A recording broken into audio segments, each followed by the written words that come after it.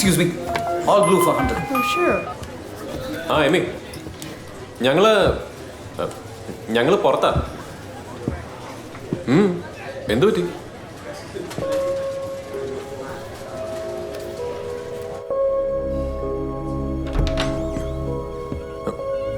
Amy, എന്താ Amy, എന്തു പറ്റി? പറയാം, ആ ഡോർ അടയ്ക്ക്.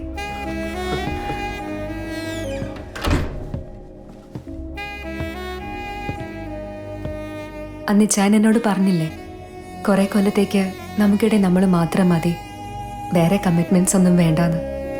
പക്ഷെ അതിന് നടക്കുമെന്ന് തോന്നുന്നില്ലേ ചായ? ഞാൻ പ്രഗ്നന്റാ.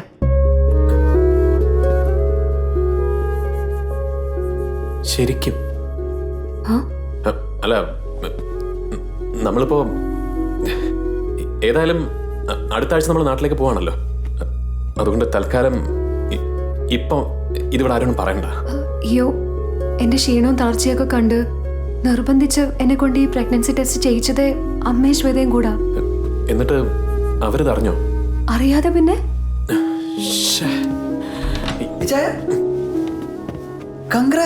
നീ ഒന്ന് ചുമ്മാതിരിക്കട, ഇവിടെ മനുഷ്യൻ. മോനെ, നീ നാട്ടിൽ പോകുമ്പം ഭരണങ്ങാനം പള്ളിയിൽ പോയി മറക്കാതെ ഇവളുടെ പേരിലൊരു പാട്ടുകുർബാന ചൊല്ലിച്ചേക്കണം. എന്റെ നേർച്ച അത്. ഓ, പോയിക്കോളാം, ഞങ്ങള് ഒരുമിച്ച് പോയി ചൊല്ലിച്ചോളാം. അതിന് ഇവളെങ്ങനെയാടാ ഈ സ്റ്റേജിൽ നിന്റെ കൂടെ നാട്ടിൽ വരുന്നേ? She can't travel now. അതറിയില്ലേ?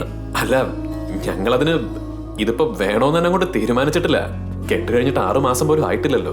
അതെന്താ, അങ്ങനെ വല്ല നിയമമുണ്ടോ 6 മാസം അവധി പ്രഗ്നന്റ് ആവാൻ പാടില്ലെന്ന്? അയ്യോ എന്റെ അമ്മച്ചി, അതല്ല, ഞങ്ങള് അങ്ങോട്ട് പ്രിപ്പയർഡ് ആയിട്ടില്ല. അതിന് നീ എന്തിനാടാ പ്രിപ്പയർഡ് ആവുന്നേ? അവളായിക്കോളും. ഞാൻ പറഞ്ഞു വരുന്ന എന്താ കുഞ്ഞെ, എന്നെക്കൊണ്ടൊന്നും പറയിക്കരുത് കേട്ടോ. ഇവിടെ ഓരോരുത്തർ കെട്ട് കഴിഞ്ഞ് കൊല്ലം 5 ആയിട്ടും ഇപ്പോഴും നോമ്പും പ്രാർത്ഥനയായിട്ട് നടക്കുക. അപ്പോഴവൻ അല്ലേലും എല്ലാവർക്കും അവരവരുടെ കാര്യം തന്നെ ഉള്ളൂ. എന്താന്ന് വെച്ചായിരിക്കും.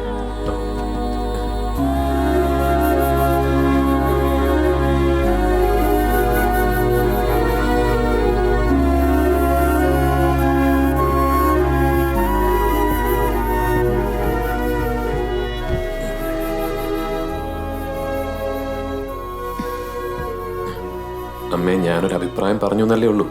അമ്മയല്ലേ ഈ കാര്യത്തിലൊക്കെ ഫൈനൽ ഡിസിഷൻ. ഒരിക്കലുമല്ല, ഇത് നിങ്ങളുടെ ലൈഫിന്റെ കാര്യമാണ്. അതുകൊണ്ട് നിങ്ങളാ തീരുമാനിക്കേണ്ടത്.